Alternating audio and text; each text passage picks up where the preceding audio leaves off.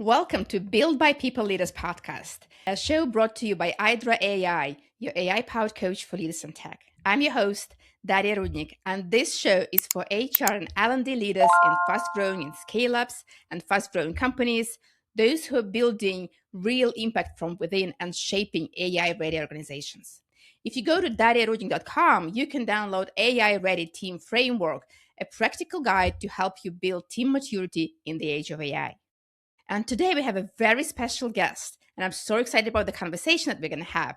Martin Beischl, VP of People and Culture with background in scaling international B2B technology companies through critical transition phases, from rapid growth to exit readiness.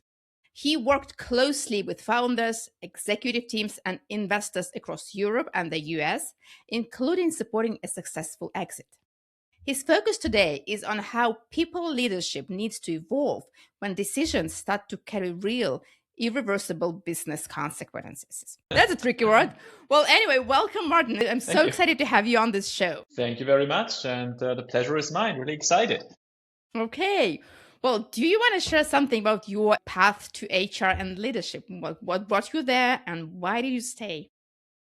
That's a great question. Throughout my studies, throughout my career, I've always been fascinated by one topic, and that is how can you shape organizations with long-lasting impact? How can you bring this cultural, this psychological, this organizational, and this business lens, of course, the legal lens as well, together? I always find it fascinating because actually my background is in political science. And sometimes I get asked the question, okay, after political science, why do you choose a career in HR? And I sometimes say it's not that different. I mean, if you think about political organizations and societies and about business organizations, companies in a context, it's always about a couple of commonalities, right? How do you shape a bigger something that people perceive as legitimate, as powerful, where decisions are accepted, where everybody feels they belong? So in that sense, I've always, as a people leader, really built on the approach that the best people decisions are taken when you take them from a broad context, right? You take the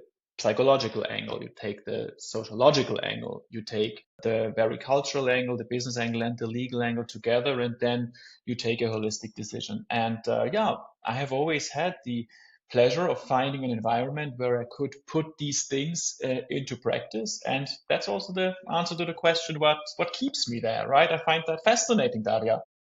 Well, thanks. I so much agree because we as HR people, we need to understand the legal side of business. We need to understand like how money are coming to our organization. We need to understand psychology of people and those people who work like employees and leadership as well. Okay, well, how do they make decisions? How can we influence those decisions? So there's a lot, so like a huge different areas that we need to be comfortable with. Thanks for sharing that. Absolutely. I'd like to like dive deeper into your experience with scale ups and well how HR should change when companies growing. That's a good question. Speaking from my experience, I mean, like when I was at Risk Methods, I had really the privilege of seeing the full journey of a B2B scale up. So I joined in the earlier Series A days and was able to see the entire growth journey, scaling journey until a successful exit, which we accomplished in late 22. And I think in a nutshell, early growth the days or early growth days are the times when everything feels intuitive, almost a little bit family like, right? In hindsight, you think, oh, scaling is always going to be easy and we can stay like a family, like friends. And then there comes the time of accelerated scaling. You have to switch gears from, let's say, building and hiring fast. That's definitely the primary focus of the earlier days. To, okay, let's take a step back. Let's think about structure. Let's think about processes. Let's think about refining the things that we have already built. Refining hiring also is one of the things. Simplifying, reducing complexity where needed. That's definitely the second thing. And of course, the second phase is also very much about taking hard decisions and change management as well.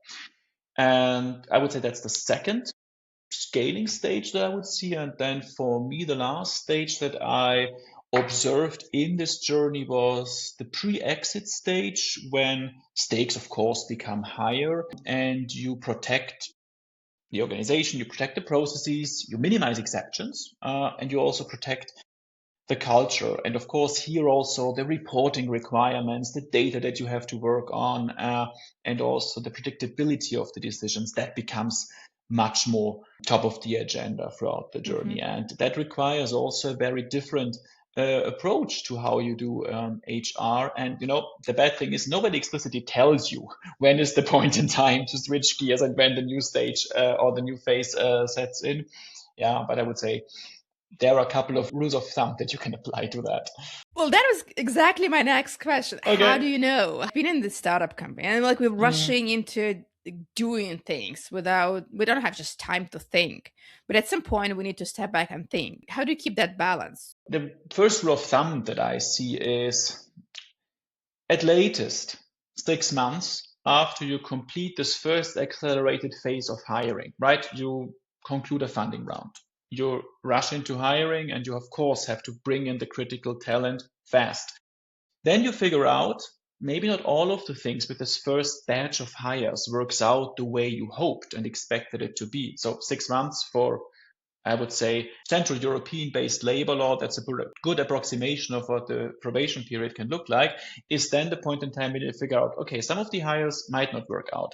And some of the things that you build around these processes just are not the right processes. And then I would say is the point in time to set in the next stage and to think, of course, in longer terms, in taking a step back and also investing the necessary time in the processes. You have to push yourself very, very hard to do that. You also have to advocate with the founders and with the CEOs for that specific approach. And always the narrative needs to be our goal should not be to bring in the hires now or tomorrow. Our goal needs to be that we bring in hires that are with us 6 months, 12 months, 18 months from here. And that, from my experience, typically changes the perspective and also enhances the quality of the decision-making process. Yeah, I agree. I mean, when you share the perspective and you kind of focus people on the goal, that really helps having more meaningful conversations. I do agree. And like, how do you actually respond to that question? Like from what I've heard a lot is when leaders say, hey, we're in a kind of early stage. We don't need all those processes. We don't need that structure. Let's just do things and then we'll figure it out. So how do you deal with those kind of comments? I think it's important to point out that structure and processes are not a contradiction to speed. It's actually quite the opposite, because good decisions, quality and speed of decision making gets improved when you have structure and meaningful processes in place. I mean, one of my anchor sentences in HR always is keep it simple. You have to take away the fear of the business leaders that when HR creates a process, it's going to be a super lengthy handbook. It's going to be a super, I don't know, sophisticated and over-engineered process that HR falls in love with, but the business leaders don't have the time to even read and to digest. Take a step back, keep it simple, reduce complexity, and build a process around that. And I'm sure that this will land well, and also people will see the positive outcomes of a meaningful, lean process for faster decision making. I so much agree. I mean, again, it's a simple process. Make it simple is a great Yeah. kind of motto. When you build a process or a structure, you don't build an org structure for the enterprise. You just need some like points that you can rely on and that will help you make decisions. Anything that is not helping you make decisions just goes to the trash. Not now, later when you need it. Yeah, I love that point also, because it's also about org structure and about hierarchy. Sometimes we build a hierarchy, sometimes we build org structures and layers, but it's not clearly scoped. Okay, what is the expected outcome? What is the expected value of such layer? Question that, protect the health of the organization, protect the health of your org chart at that point in time, because many people overestimate how decisions are slowed down by process. Most of the time they aren't, but decisions really are slowed down by hierarchies, in my opinion. Tell me about like hiring in the times of uncertainty. So let's say you need someone who will be in charge of that function. And you find a person and you want them to join your startup or scale up, but you don't have enough money and you need to kind of persuade them. So what do? You give them a title. But also at some point, you know that later on, the company might overgrow. I mean, the company might overgrow and they will not fit this seniority. And they would have to, that's got to be another leader above them.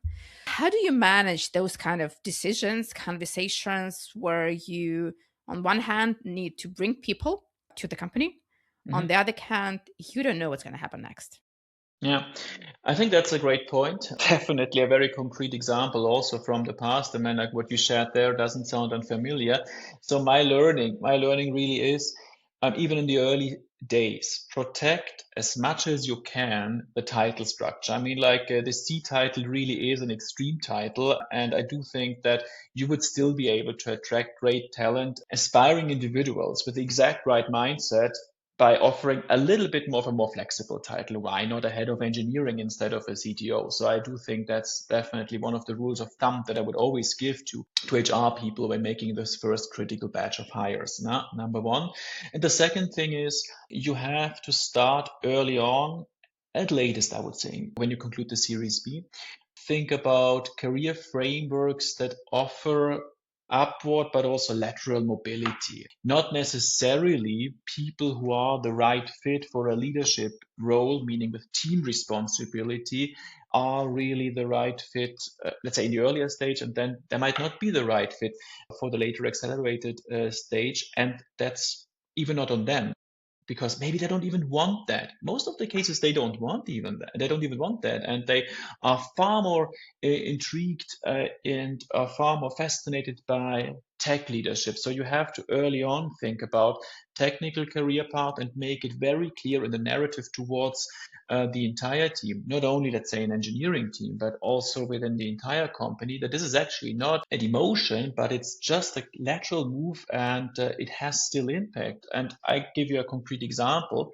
We both at Epifabric and also in the past at Risk Methods, we made it very, very clear that we expect also from people who don't have hard HR leadership responsibilities, let's say an architect or a tech lead, we still expect leadership competencies in terms of project management, in terms of stakeholder management from them. Leadership isn't defined only in the hard HR dimension of things, but also in the company-wide impact dimension and in the scope of the tech decisions that they take. So I think this is Mhm. really a powerful thing that I would encourage. And thank you for saying that, because we kind of tend to think that career growth means that you have more and more people that report to you, which is not true. Your career growth means the impact you are creating for the organization. And it's not always people, sometimes it's your expertise. And to be honest, with a bunch of AI agents, you can do so much more than with a few like human beings. So you can truly be an expert in your field and grow, and both leaders, HR, and people need to be ready for that. Yeah. Absolutely, absolutely. And I definitely think it also helps to retain critical talent in the organization and to reduce the attrition rate. So I'm a big fan of that. How can HR be better business partners for their organizations, for their leaders? I think it's always a very, very interesting topic because definitely HR, I think, in my opinion, definitely has to have a seat at the table. But let's be honest, HR doesn't get a seat at the table just by asking for it. I think it's important that HR speaks the language of the business, the language of value creation, the language of scalability, also the language of risk. So, I mean, speak with your sales leaders about ramp times of the account executives. Speak about sales playbooks, what you do to enable the account executives get up to speed. Think about quota planning as well. Engage in these conversations. It just doesn't fall from the sky that you get this voice and the seat at the table. It comes as a natural result of you providing value to the business by also addressing a couple of maybe unpleasant elephants in the room. Even sales leaders, marketing leaders, at the end of the day, they are dependent on their teams, on their engagement. So you can, everything that I just said, speak about sales playbooks and ramp times, etc. You can do that without losing your people-centric perspective, because that's the genuine value that you bring to the business. I always keep on repeating the narrative, which I firmly believe in. In a B2B SaaS company, people are the single most important asset that we have. So the HR leaders, they sit on such an important resource. They are a critical enabler of every business goal. So in a nutshell, it might sound a little bit provocative, but in a B2B SaaS company, every problem, quote unquote, is a people related problem. But at the same time, also every solution that the business thinks of needs to be a people centric solution, I think. What do you say? Like, you join a new company, you go to a sales leader or a marketing leader. What do you tell them? Or what do you ask them? What keeps you up at night? I think this is always the most important question. When I talk about sales leaders, not about with them, with marketing leaders, with sales leaders, I think, hey, what do you think about your goals? What do you think about your pipeline generation goals for this year? What do you think about your quotas, your team quotas for this year? How realistic is that? And what can I do to help you make that happen? I think that's as easy as that. And also, I would tell them, okay, these are the risks that I see from a people perspective, or when it comes to that. I might want to discuss with them a couple of insights from employee engagement surveys. Some of the data that we might see could become a risk for the attainment of business goals going forward. So that's what I would approach it. But at the end of the day, I think it's important also, marketing and sales leaders are also people, right? I mean, like, there are people that HR is there to support. So we are also there to support them, to understand them, what drives them, what motivates them, the pressure under which they are, to show empathy towards them, because I do think that's the best way that we can leverage our impact in the organization. Yeah, yeah, true. I mean, if not HR, who will share empathy with all of those overloaded leaders stretched thing between all the multiple demands? And I agree. I mean, I love what you're saying, that you go to them and ask about their goals and you speak their language about their pipeline. You don't say, hey, what kind of training do you need? You don't ask them, hey, what kind of competences do we need to develop in your organization? Mm. You ask them about their goals, and then you kind of match your HR tools with their goals and then provide them solution. So I love that.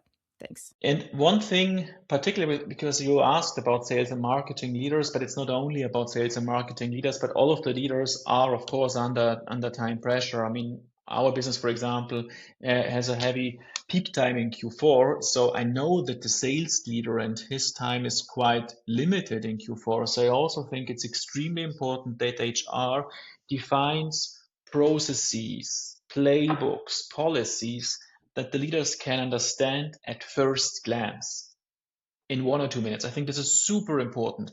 We can't expect the business leaders to dedicate, I don't know, 60% of their weekly working time in digging into HR policies and playbooks. I mean, like, that's not what we expect them to do. And I think that's also what I mean by showing empathy to the business leaders. Yeah, like you said, make it simple. Well, Martin, this is a great, I mean, I love the conversation, but we haven't touched one topic that is a hot topic everywhere, which is AI is entering workplace, and it changes work dynamics. It changes how we think, how we collaborate, how team work together, the results we produce, in a good and a bad way as well. What's your take on that? What do you think?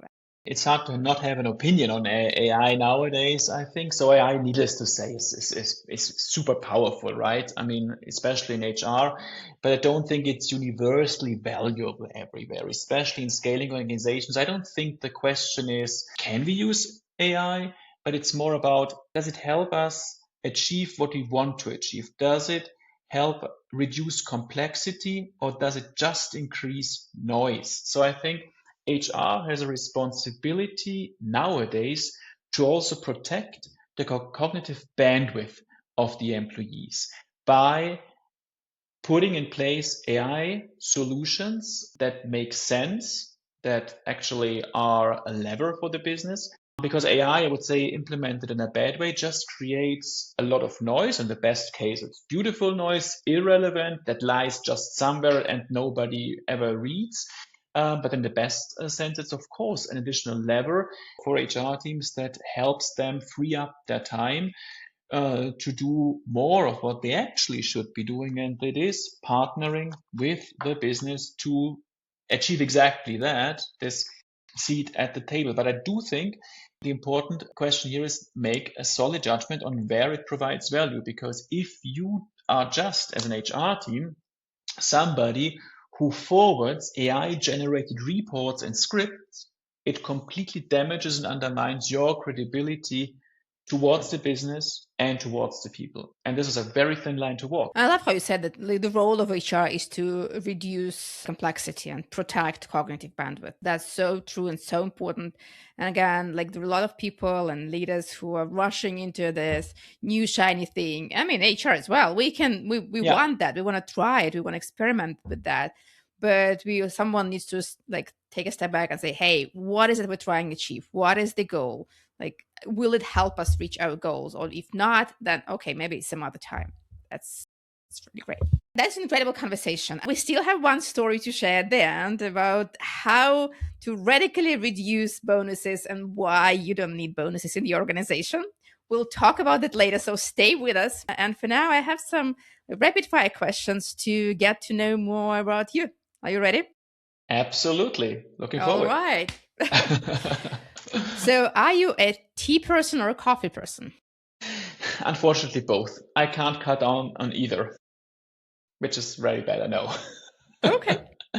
Dogs or cats? Definitely cats. Every time I can do cat sitting for my neighbors, greetings go out to them, I take that pleasure. Are you a morning person or a night owl? More of an idol, I have to say, which helps when you work with the US. Would you rather take a message or a phone call? Message. Absolutely. It's Absolutely. a trend. I mean, everyone wants messages. No one wants to do phone calls anymore. Yeah, indeed. I think it's like, warn me when you do a phone call, warn me before so that I'm ready. But if I'm expected to take a phone call just like that, oh my goodness, I would be overwhelmed. What did you want to be when you were a kid? A metro driver. Yeah. Yeah. Unfortunately, it wasn't meant to be. Where do you go when you need perspective? The good thing is I'm based in Munich. The Alps are close by. The Alps are really close. So climbing the top of a mountain and getting perspective, it's always an option there. Wow. What's one rule that you've broken but don't regret? Well, I initially had the rule of no coffee after 5 p.m. And I broke that several times in the exit process when we were managing this exit process with at-risk methods and the acquisition by Sphera, which included, of course, a lot of heavy night shifts. Due diligence is not fun in that regard, but I would probably not have made it through that phase without heavy coffee consumption after 5 p.m. But Totally yeah, understand. I get it. it all turned out fine at the end. What's one habit or phrase that people say it's totally you? I have a phrase. I'm not proud of that phrase, but I think it's important for HR leaders because it has some equity and transparency angle to it. If it's not written, it didn't happen. I believe that the best decisions are made when you document them in a written way. I support that very much because, again, like we might think we understand each other, but unless we really read it, there's no confirmation that we both understand the same thing. Even if we read it, it's not always the same. But exactly, that's exactly. There's more clarity. And people have a harder time writing irrelevant things that are not really related to the decision-making process. In a written document on the talk track, it gets lost or we get off track quite fast. So I also think it's good for the discipline of decision-making. Mm-hmm. Thanks for sharing your experience, Martin. We talked about the role of HR, making life more simple and sharing empathy with leaders and organizations. That the role of HR is to reduce complexity and focus on the goal. We don't go to business leaders offering HR solutions. We go there asking questions about their goals, their needs, what keeps them up at night. And we're also mindful about, okay, how we protect the C-level when we hire people, even when it's like rapid hiring processes. We always need to protect the C-level so that we have a move in terms of like changing our org structure. Well, we still have a story about bonuses, so stay with us. Where people can find you, how can they reach out? LinkedIn is definitely the best option. So you will find the link to my profile there, and definitely happy to engage, to answer questions, to engage in direct messages. So yeah, always great to engage in knowledge sharing and networking. Sure. And obviously, yes, the link to the LinkedIn profile is in the notes to this episode. Reach out to Martin and keep this conversation going. And now, please tell us, like, how come you radically reduced bonuses or removed bonuses from organization?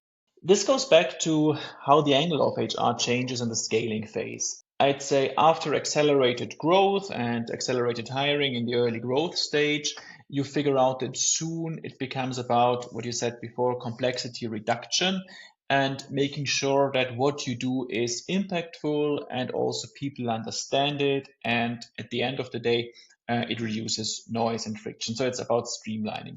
What we did at Risk Methods actually was in 2021, first year after the pandemic. It's actually related to the pandemic, that story.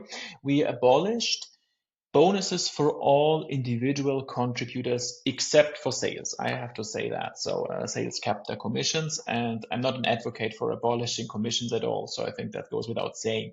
But we figured out that at the beginning of the year, when you want to determine specific goals for people and make them relevant or tie them to bonus agreements, it's always a hard thing to predefine for the entire year the KPIs or the goals that at the end of the year would then determine the percentage of bonus to be paid out.